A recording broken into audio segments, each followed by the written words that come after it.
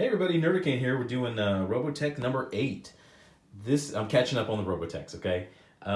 First off, big shout out to the guys at the Robo Skullcast. Um, Good work, guys. They're part of the like the Robotech community, podcasting, the fan community. If you've ever known this stuff, it's a very, very small community, and it's really hard to push Robotech because of Harmony Gold and a few other companies. The licensing here in America makes it really difficult to bring more Robotech and Macross and the series that make up Robotech to America because of that. So, in response to that, the fan base is very small for Robotech, and the community out that's kind of still pushing it out there is very loyal and very very dedicated to it.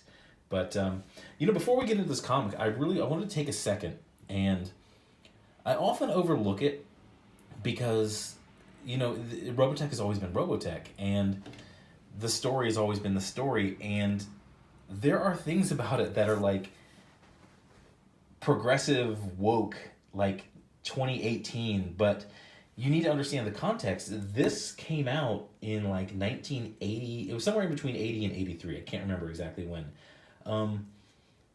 Before this whole diversity push in comics really got cranked up to where nowadays you have to have, as we call it in the Comicsgate community, we call it the diversity checklist, the forced diversity. So you look at this, like, think about this. It's for you younger people who didn't grow up in the 80s and a part of the 70s, it's hard for you to understand, but yeah, in context, this is Claudia Grant and Roy Fokker. They're a couple. They are a mixed race couple. This was granted it was a manga and a cartoon back in the 1980s, early 1980s, when that really wasn't, you didn't see that very often in television. And then getting a little more into it, the cast was very diverse, very progressive. Rick Hunter, I guess, I've always guessed he was American because of that name. Lin Min Mei is Chinese. Roy Fokker it's got to be German. It's a very diverse cast. And then even Captain Global, who's dead, we should just like draw X's on his eyes there. He had a Russian accent, so he was Russian.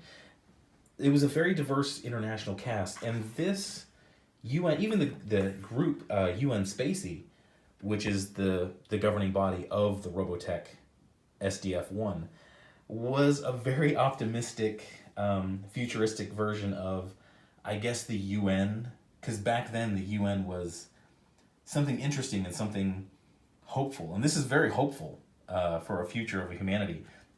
But I think it was in the 70s and in the 80s when the UN became just this corrupt organization, just completely corrupt and completely inept. The thought of the UN operating a military force and a space program nowadays, 2018, is absolutely laughable. But back then it was very hopeful. You thought that, okay, maybe the world can get together and cooperate and govern itself and march forward with technology. But the reality of it is no. But let's get back to the comic book.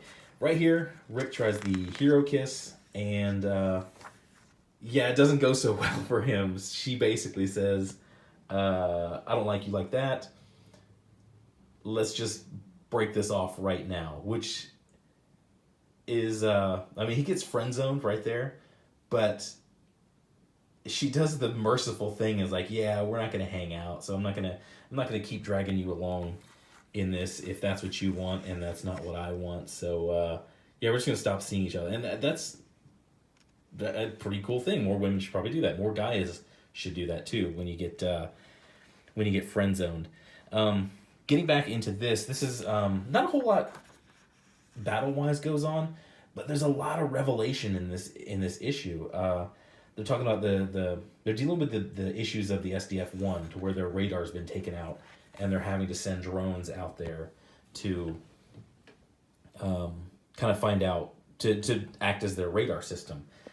Claudia needs to go back. She says she needs a break, but she's going back to keep working on this, this footage that Roy found that she's trying to clear up and find out who killed Captain Global. Cut to here. Rick has his own squadron now, which I'm not completely certain Rick is in the military yet. Now, granted, he's probably been sort of conscripted because they're so low on people, they need anybody with skill. If you watch the modern, what was it? Battlestar Galactica, the one that Sci-Fi did back when Sci-Fi was a respectable channel, they sort of addressed that because, I mean, if you know the story of Battlestar, they're on this mission. They have to leave their home planet. It was taken over by Cylons. And they're being hunted across the galaxy as they try to find this new place to live. They kind of conscripted anybody in the civilians who they got. If you had any type of flight experience, you were going to be a pilot. You were going to be a military pilot in some way, shape, or form. And then they were just going to like OJT you on the way there, or you're going to die. And that's kind of what, I guess kind of this is how Rick became an officer and a pilot and got his own squadron. Another cool point happens in this. This is these Zentradi are getting their protoculture taken out, which is it's weird sciencey Robotech stuff. But basically, they're going to be Micronians, and they're going to slip them into the Micronian ship as spies, and they're going to take over that way. This is kind of cool. This cool interaction between, I'm not going to ruin that. This cool interaction between those two, Chiron and Britai. And you come away from it like, I mean, knowing what I know about Robotech and how the story unfolds, you're like, Chiron was right. Everything he said was right about that plan to do this. And I'm not going to spoil it. I don't want to spoil it. So suddenly Min-May's in the singing contest? I don't know what's going on here. But good here. Rick kind of stumbles onto that spy craft and coming in to deliver the Zentradi Micronians.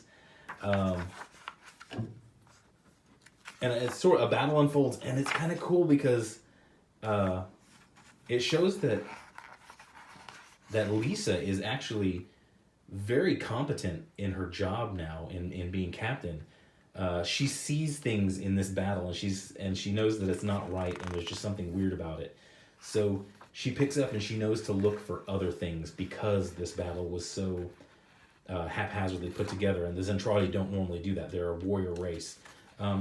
The best thing in Earth terms that I can think of to describe the Zentradi is the Spartans. The Spartans in history were a very militaristic culture. They were almost completely militaristic. There's very little Spartan art. There's very little Spartan writing. There's very little culture contributed to the world by the Spartans other than warfare. And that was what they do. They were the special forces of that era. They were the top. They focused on it. Everything they did, their whole society revolves around that. And that's sort of what the Zentradi are, is they're a spacefaring Spartan race. They don't have culture. They don't have songs. They don't have music. They don't have art. Everything is about warfare. And they've become very good at it. And you see that in a lot of ways in these battles. The humans are just completely overwhelmed by them. They're just hanging on by their fingernails on a cliff. These guys go in, and they basically go face to face with him. And I can't believe Rick wouldn't really prepare his squadron for this, because Rick has seen his Zentradi before out of the pod, and he knows what they look like. So these guys, his squadron are just completely taken back by this giant human that they're fighting. You think Rick would have, like, at some point, even when they got on the ship, it's like, hey, the Zentradi are like giant humans. They're the size of our Veritechs. So, yeah, be on the lookout for that. Don't get surprised when you see that. Okay, I'm not going to spoil it. This dude's new. This dude wasn't from the... They captured this guy, and I guess he's a Zentradi? Or maybe he's a stowaway of some sort. And yeah, apparently he's got all the answers. And there's one more page. I'm not going to spoil it. There's a surprise at the end. Once again, it's part of the new story. That surprise at the end wasn't part of the original Robotech storyline. And Brian Wood, I think he's doing a really great job with this. He's respecting the old, and he's adding a modernized sort of a military drama thriller added to it. Yeah, I think it's really good. I think Brian Wood used to work at Marvel. Brian Wood is doing a great job in this. I think he's doing a really good job with a very old, very underappreciated franchise. So, Robotech #8. Hopefully, you guys are picking it up. I think it's really good. I think it's getting really well done. Like I said, I'm going to keep going with it. I hope you guys pick it up. This is definitely a move the needle. The story's interesting, and it's really starting to pick up some pace in the story now. Yeah, good book. I enjoyed it. Worth the money. Head out there if you pick this up, or if you start picking up the Robotech series. Make sure you use the hashtag move the needle. At me in it, at Nerdicane. I still haven't gotten a move the needle hashtag yet. I'd be pretty thrilled if I got one. So, and me with my tiny 29, 30 subscribers, that would be a big milestone for me. I'd be pretty proud of that if I influence somebody to go out there and buy a comic that I think is really good. But thank you for watching. Thank you for your time. Hit like, hit subscribe, hit a share. If you like Robotech, or if you like any of my other videos, hit a subscribe. I'm going to try to get I guess it's 1,000 to get monetized. That's my mission this year, to get monetized. I'm really going to push hard for that. I'm going to put out a lot of videos and a lot of nerdy stuff. So thanks for watching. Have a good day.